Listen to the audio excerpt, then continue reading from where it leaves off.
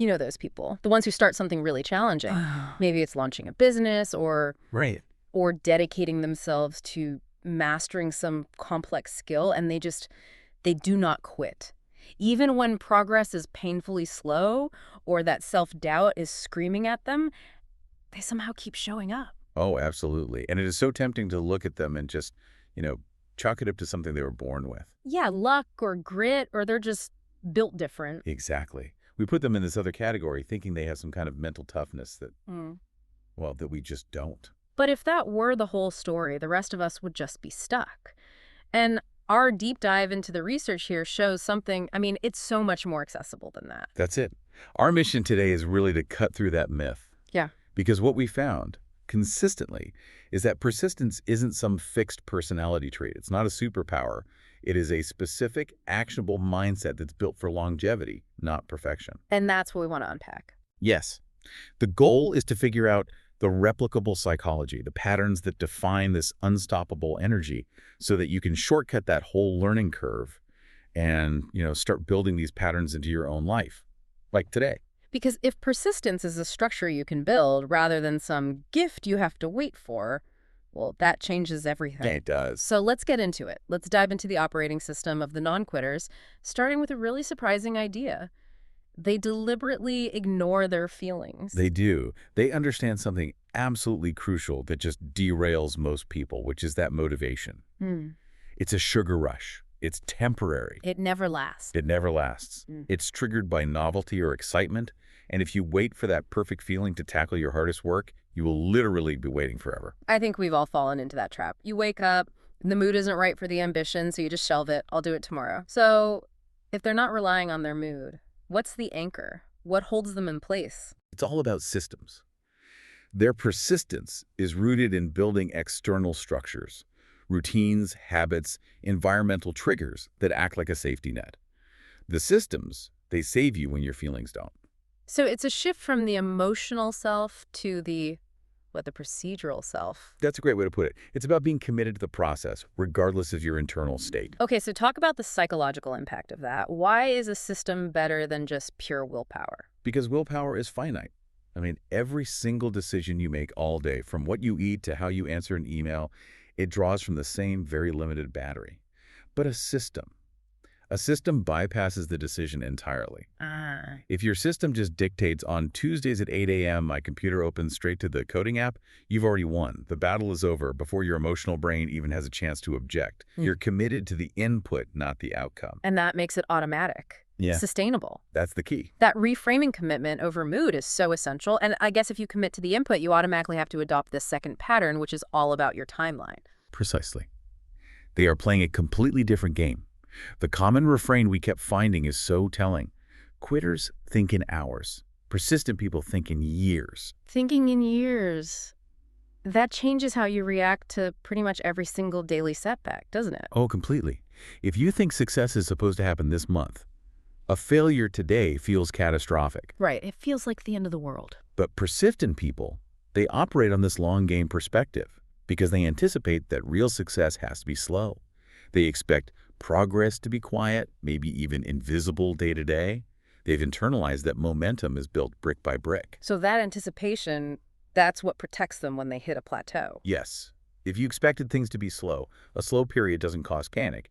It's just Tuesday. It's just Tuesday. It stabilizes the whole emotional response.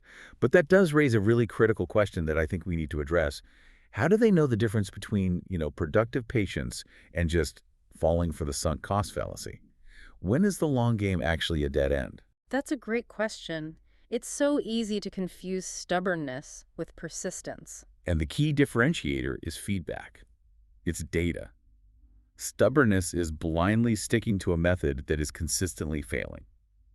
Persistence is adherence to the goal, but with a ruthless evaluation of the method. So they're not afraid to change the plan. Never. If the system isn't generating any small forward metrics after 6 months, they don't quit the goal. They pause, they analyze, and they reinvent the system.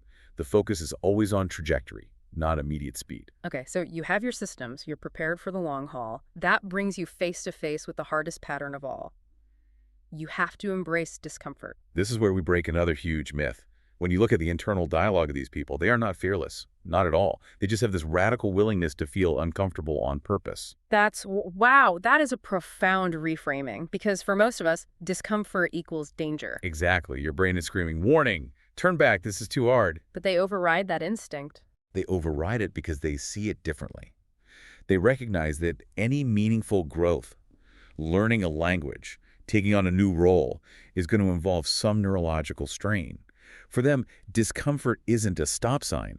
It's the data point confirming that growth is actually happening. Yeah. So what are the specific points of struggle, the ones they push through where most of us tend to, bail? The research points to three really predictable phases. First, you have the awkward beginnings.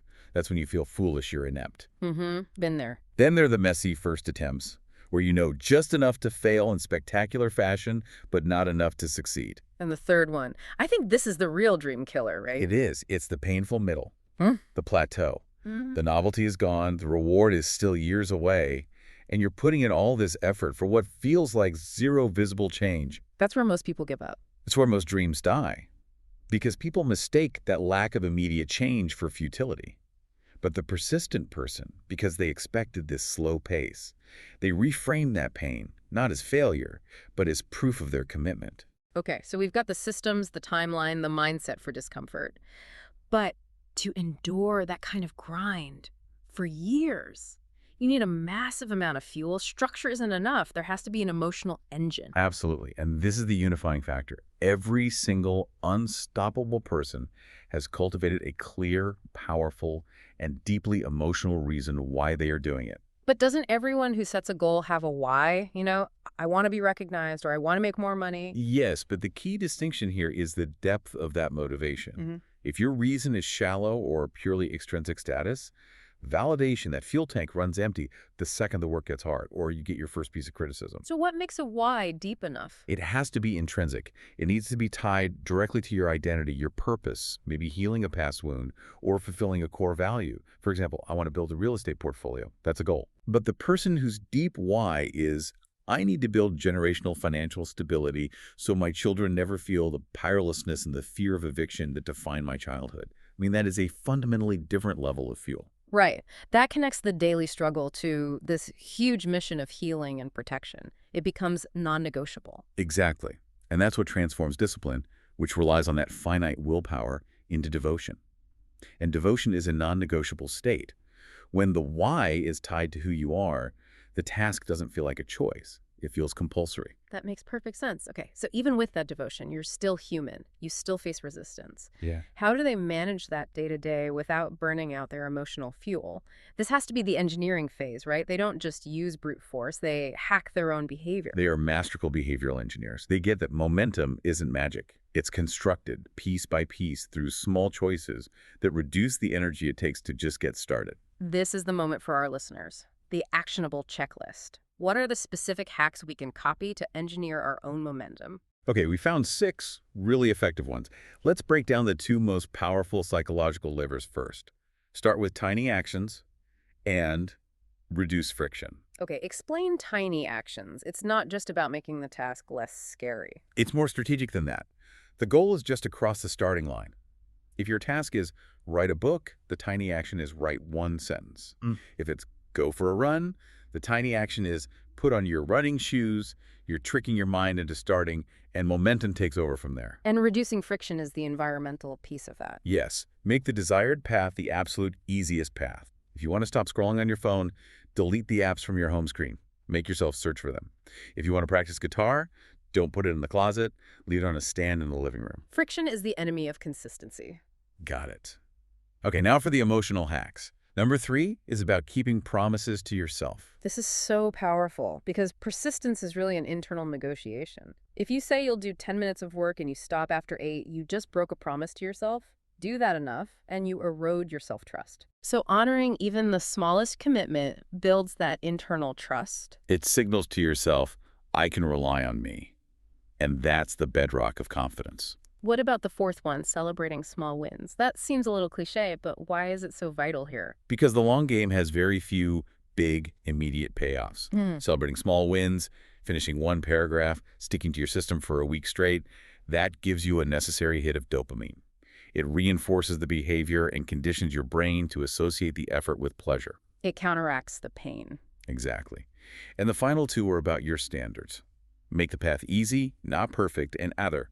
Stay around people who inspire growth. Easy, not perfect.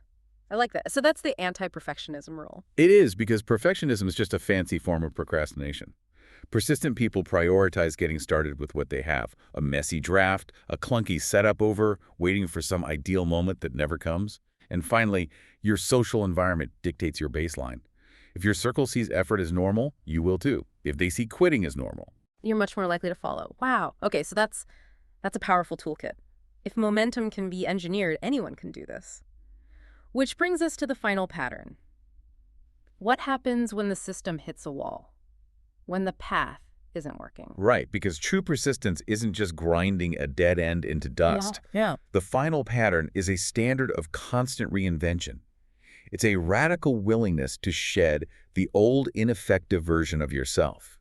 They do not cling to an outdated identity or method if it's not working. They're willing to fail forward. That's it, exactly. Yeah. When an approach fails, most people tie their identity to that method, and it feels like a personal failure. Yeah. But the persistent person just says, I'm committed to the outcome, and they see the failed system as data. Nothing more. They evolve. They adopt new habits, new mindsets, without apology. Yeah. Relentlessly. So if the research shows the difference isn't innate ability, but just the set of replicable patterns, what does that mean for someone listening right now? It means we've just broken down the entire operating system. They use systems over motivation. They think in years, not hours. They see discomfort as a guide. They have a deep emotional why. They engineer their momentum with these little behavioral hacks, and they constantly reinvent themselves. So this isn't some mystical quest. It's a structured lifestyle choice. Start small, stay consistent, build momentum, protect your energy. And that's the ultimate challenge we want to leave you with. If persistence is just a set of patterns you can deliberately copy, think about the shift that happens when you decide to fully adopt this mindset. The research claims the level up is immediate. The moment you choose it, your whole life starts leveling up. So which of those 6 pattern systems, the long game, discomfort as direction, a deep why, the momentum hacks, or constant reinvention, which one are you going to intentionally choose to copy and implement today? That choice? That's the start of your next unstoppable phase. Give that some thought. We'll catch you on the next deep dive.